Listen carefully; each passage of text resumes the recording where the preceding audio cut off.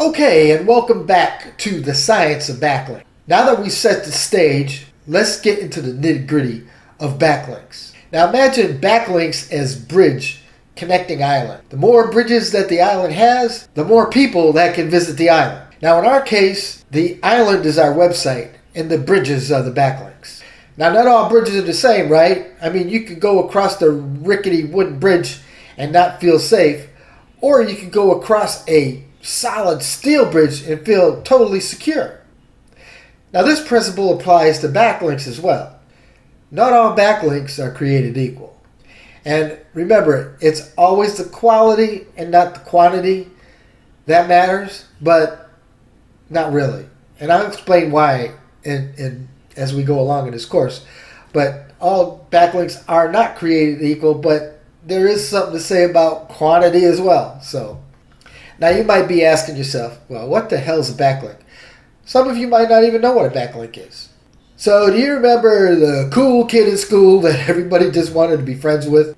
In the world of websites, Google is the coolest kid on the block. And the websites with the highest domain authority are the other cool kids on the block. Now, DA or domain authority is a score from 1 to 100. Now, this is supposed to predict how well a website's going to rank on the internet, but there's some other statistics, you might say, that tend to disagree with that assessment for the most part. It all depends. Now, I know this is getting kind of confusing, but it's really not. And I can say that, right? I know all about backlinks, so I'm trying to teach you the same thing. All I'm saying is the higher the domain rating, or the DA they call it, the better, for most cases. So a website with a high domain authority is like one of the cool kids at the playground giving you the pat on the back saying, hey, this kid's cool too, right? But, you know, trying to score a backlink from a high domain authority is pretty hard to do.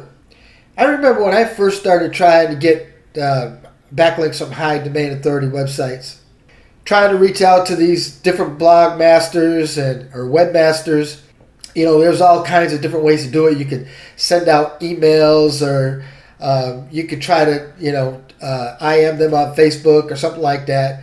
You know, just asking them to, can you please give me a backlink? I'll give you a backlink if you give me a backlink.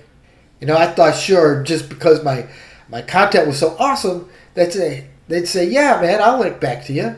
But, when you reach out to these kind of webmasters and they got high domain authority websites, that means that they're doing good and they're busy. And so my emails just went unanswered. I just sent so many out and they were just unanswered.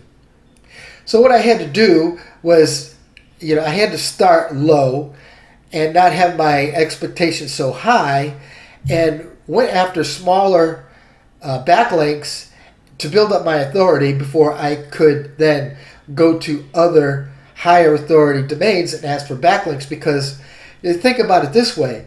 If you're a low domain authority, say you got a 5 for a domain authority, and you're trying to get a backlink from a website that has a 50 or 60 or even 70, right? What is going to benefit them by doing that? Because they're passing you link juice, but what link juice do you have to pass to them? None, right? So your content would have to be really, really, really awesome for them to backlink to you. And then who's to say if they're not going to give you a no-follow backlink? And we'll discuss that later. Now in this content, we're going to talk about how to build a backlink strategy.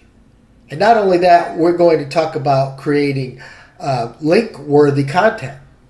And then we're going to learn how to develop effective outreach techniques. So hold on to your hats, man, because it's about to get more exciting.